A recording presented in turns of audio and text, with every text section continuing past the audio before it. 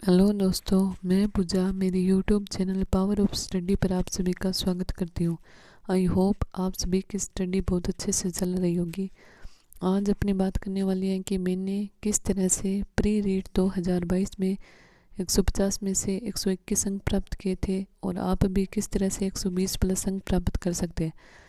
सबसे पहले अपनी बात करते हैं मनोविज्ञान की। मनोविज्ञान में पिछली बार केवल 5 यूनिट थी, तो मैं ऐसा करती थी कि हर रोज़ मैं एक यूनिट कंप्लीट करती थी और जिस भी टीचर से मेरा मन करता था मैं उस यूनिट को कंप्लीट करने के बाद उन्हें टीचर से क्वेश्चन आंसर करती थी। पहली जब मैंने 2 बार अपनी यूनिट कंप्लीट की थी तब मैंने कभी भी खुद से क्वेश्चन आंसर करने की कोशिश नहीं की, क्योंकि मुझे पता था कि अगर मुझसे नहीं हुए तो मैं डिमोटिवेट हो जाऊंगी।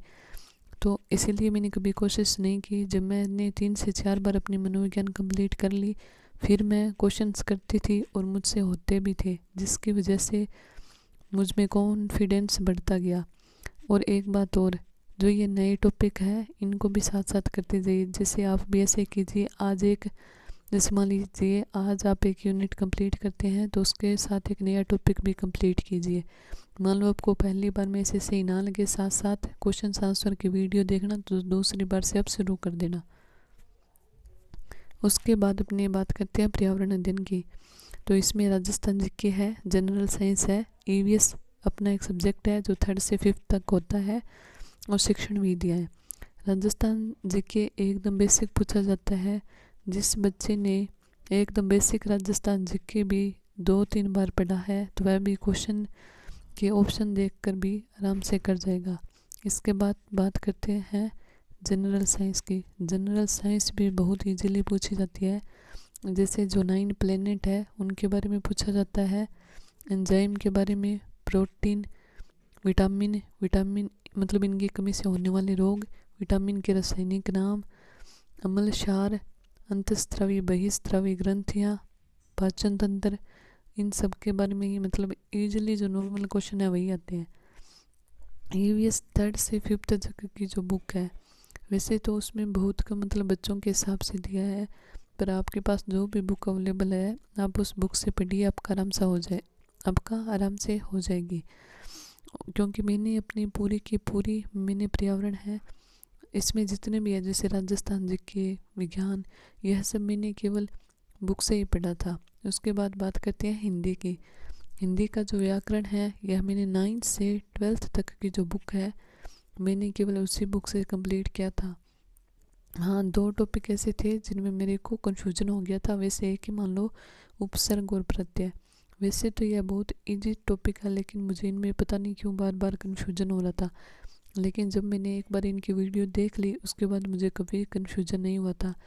हालांकि हम जैसे थोड़ी वीडियो देखते हैं तो थोड़ा ज़्यादा टाइम लगता है। बाकी जैसे मैंने हिंदी पूरी बुक से की थी तो मुझे ज़्यादा टाइम नहीं लगा था, और एग्ज़ाम तक मैंने 3-4 बार आराम से अच्छे से करके उसका रिवीजन भी कर लिया था। और एक बात और, मैंने जितने भी पर्यायवाची मुहावरे और लोकोक्तियों की थी वह सभी मैंने केवल हिंदी की जो 9th से 12th तक की बुक है जो इसी से की थी, क्योंकि मैंने भी अंतिम 30 दिन में ही अपनी प्रिपरेशन की थी। तो 30 दिन में उतना ही पढ़ा जा सकता है। जितना सीमित जितना सीमित आप अपना सोर्स रखोगे उतना अच्छे से पढ़ पाओगे। उसके बाद बात करते हैं मैथ की। तो मैथ के अर्थमेटिक के जो क्वेश्चन है वह बहुत इजी पूछे जाते हैं। जिन बच्चों के बेसिक क्लियर है वह भी अर्थमेटिक के क्वेश्चंस आराम से कर जाएगा। जैसे मैंने तो पूरी की पूरी मैथ है वह मैंने ऑनलाइन की थी, और मैं जैसे ऐसे करती थी, जैसे जिन टीचर से मैं करती थी तो मैं वो जो भी क्वेश्चन करवाते थे मैं उनके उस क्वेश्चन के, जैसे मतलब कोई क्वेश्चन करवाया तो मैं उस क्वेश्चन के जो टाइप करवाते थे उस एक टाइप के मैं 2 ही क्वेश्चन नोट करती थी। उसके बाद आगे मान लो जैसे 4-5 करवाई तो मैं और अपनी नोटबुक पे करती थी। ऐसे करते करते मान लो जैसे वैसे ऐसा होता नहीं है, पर मान लो किसी टॉपिक में यदि 10 टाइप है तो 10 टाइप के मेरे कितने ही क्वेश्चन बने, 20। उनको देखना और उनको करना भी इजी हो जाता है। यदि अपने पूरे के पूरे करने लगे तो वह देख भी नहीं पाते हैं। इसके बाद अपनी बात करते हैं पंजाबी की। पंजाबी की व्याकरण और हिंदी की व्याकरण सिमिलर है। हाँ, कुछ टॉपिक है जहाँ उनके टाइप में डिफरेंस आ जाता है। बाकी बात करते हैं शिक्षण विधियों की। शिक्षण विधियों की लास्ट टॉपिक या फिर लास्ट यूनिट कुछ भी कह लीजिए, वह सभी शिक्षण विधियों में सेम है।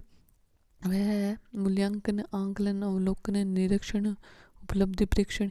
यह जो है टॉपिक है, यह सभी शिक्षण विधियों में सेम है। और पंजाबी की शिक्षण विधियाँ और हिंदी की शिक्षण विधियाँ भी सेम है, क्योंकि इनमें जो 4 टीचिंग के जो क्वेश्चंस है उन पे बात की जाती है, जैसे सुनना, बोलना, पढ़ना और लिखना।